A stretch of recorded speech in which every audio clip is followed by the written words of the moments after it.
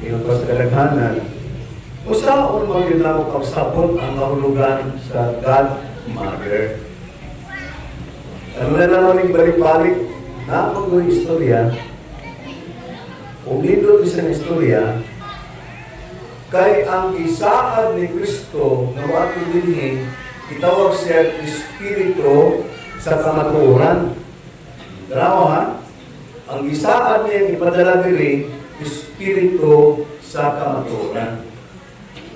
Darawa, atong basahon ang Juan chapter 8, verse 32. Mahibalo kamo sa kamatuoran, o ang kamatuoran maghatag kaninyo kagawasan. Kani kamatuoran nga ipada sa atong amahan pinaagi ni Kristo, maoy maghatag kanato o kahibalo para makagawas kita, mahawa kita sa atong pagkabilanggo ba? Ano bang makagawas kita sa pagkaulipon? Ano ba? Pero ang question is, kung sa manang kamatuoran na maghatag ka na o kagawasan, kung sa mana siya, huwag mo kabantay nga ang wali sa kalibutan karon kami ang tinuod. At doon po sa laing grupo, kami ang tunay.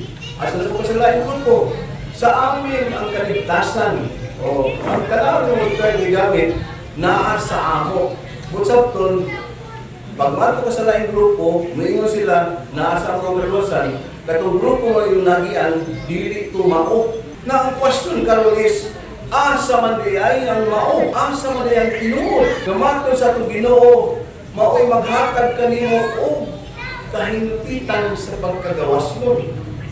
Katong kamatuoran nga mao'y gipangita sa kalibutan, nga mao'y makagawas kaniya, diha sa gitawag pagkabilanggo.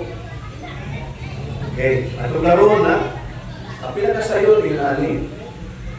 Kung Ginoo nagpatawag sa iyong kagalingon na siya Espiritu sa kamatuoran, gumikan kay niatang kalibutan nga gipuyan nato nga unsa? Gilale, gila. Nga naman, unsa mga klaseng kamatuoran ang gikinahanglan para mutama ta o makaingon ta dinhi sa atong gituon karon dinhi kay Mother, tama ni.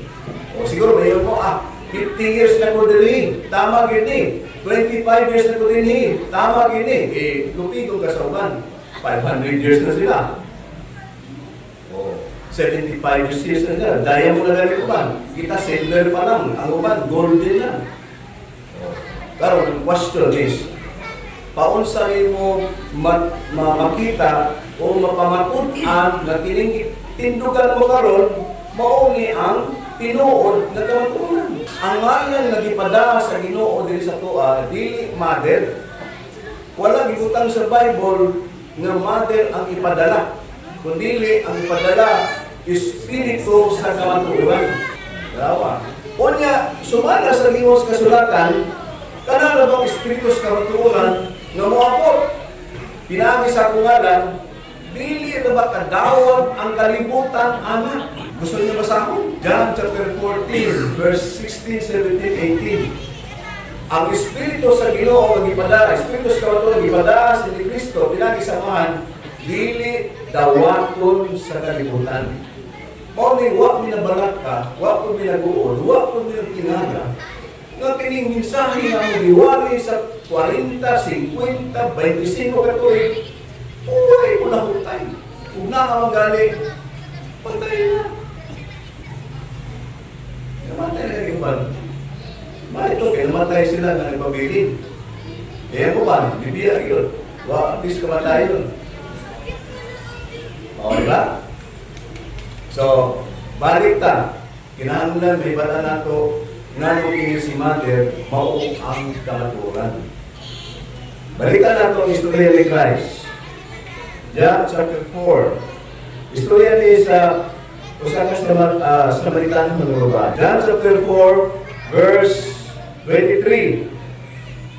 Apan taliabot ang panahon o karon aniana nga ang matuod nga mga magsisimba magsimba sa amahan diha sa espiritu o sa kamatuoran. Isa naging wala si Kristo mismo.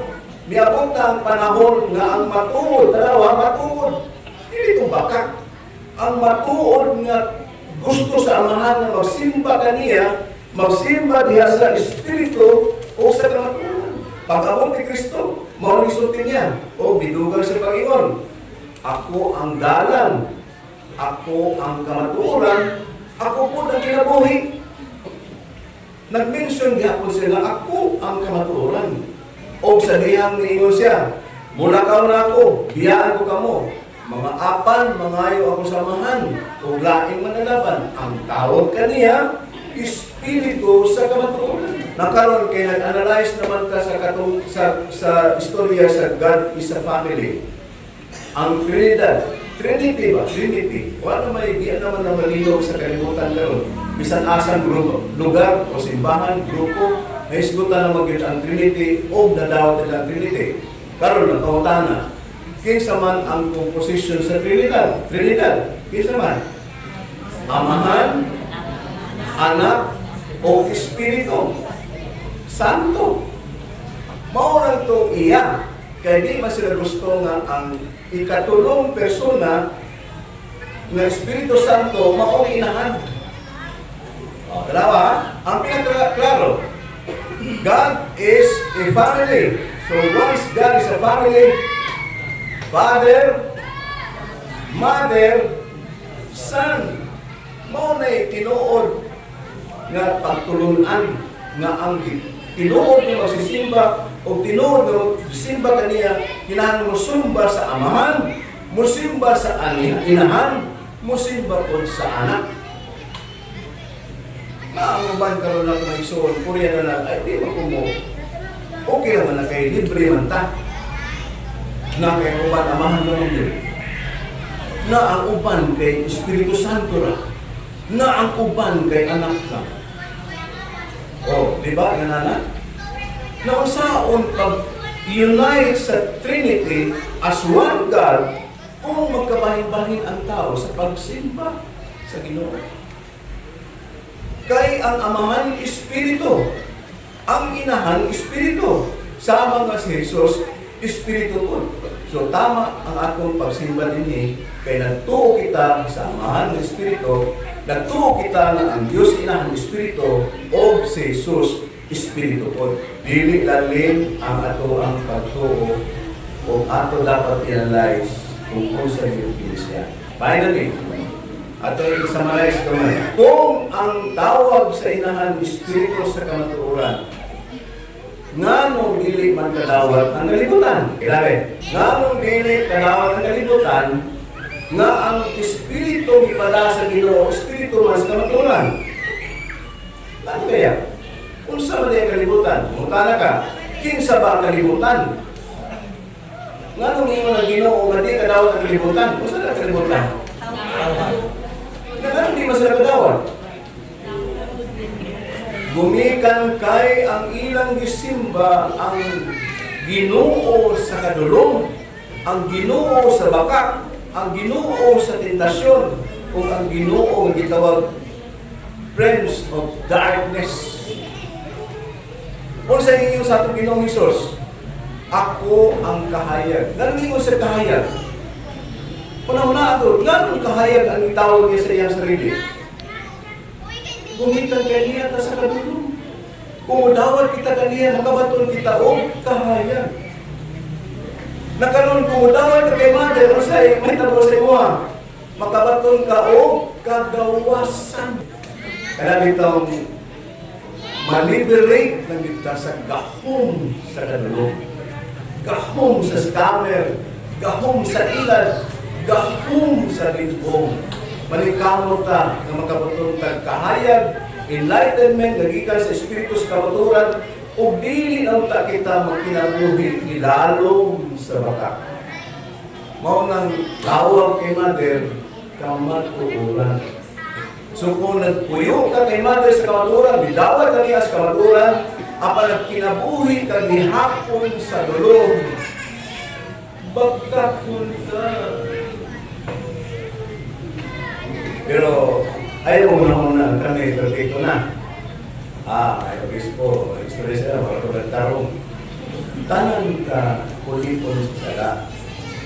Apang paningkamot lang, kaya ang tanan ng kapaningkamot, isa ka pinakatumba, bangon ka gihapon. Mabitang tingol sa Gres, ayaw kaguol sa mga kasulay, ayaw kaguol sa mga nagupod kanimo, kung negatibo ka sa pa, bangon, balok dito, kay victorious ka na. Tama ito yun na referenda. Victory is really reigning in God's children today. Nanong today man? Kay ang Ginoo nga nagasimba karon sa Ginoo. Kita man diha sa espiritu o sa kamatayan.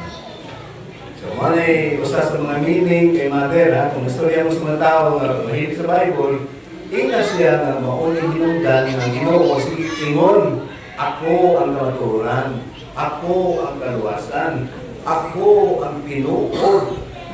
Gumikan kay nahibaw ang Ginoo, kang gisultin niya, pinuod yun. Si Mother di pwede mamaka. Si Mother di masulti nga dili ako pinuod. So, ang Ginoo nga masulti, pinuod na. Bisag asa relihiyon, yung ni Mother, ayaw mo muna-muna na kanila ang tama o gusto na patakaran sa pagtuo. Dili, yung ni Mother.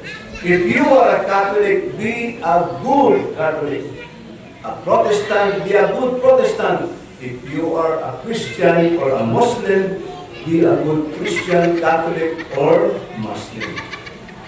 Ang requirement natin sa Ginoo, simply as good. Ang uban nag-aspire pag very good. Ang gusto pag yung uban, mahima pag yung excellent. Hindi naman kinahanglan. Just be good.